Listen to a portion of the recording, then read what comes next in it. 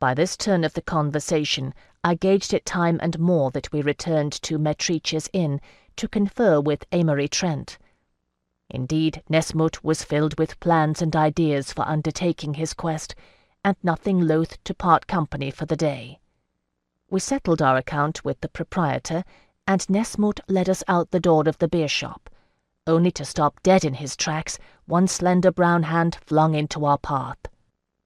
"Scotophagotis!" he hissed, flattening himself against the wall of the shop and urgently gesturing for us to do the same. Joscelin's daggers rang free of their sheaths, and he went into an automatic crouch.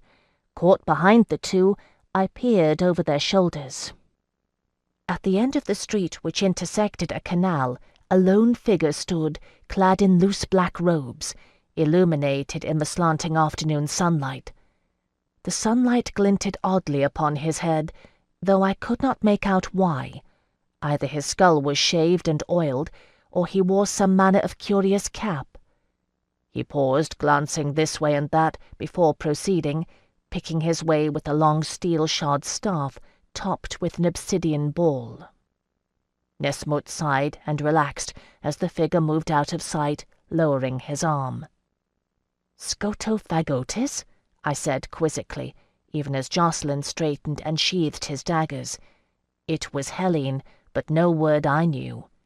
"Eater of darkness?" "Gracious lady," Nesmut shuddered all over, "do not ask me.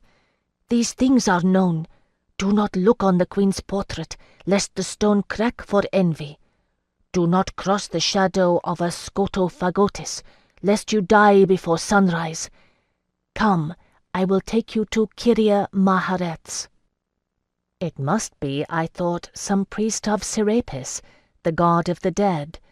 They are much obsessed with death, the Menachitans, and spend a good deal of their lives in preparation for it.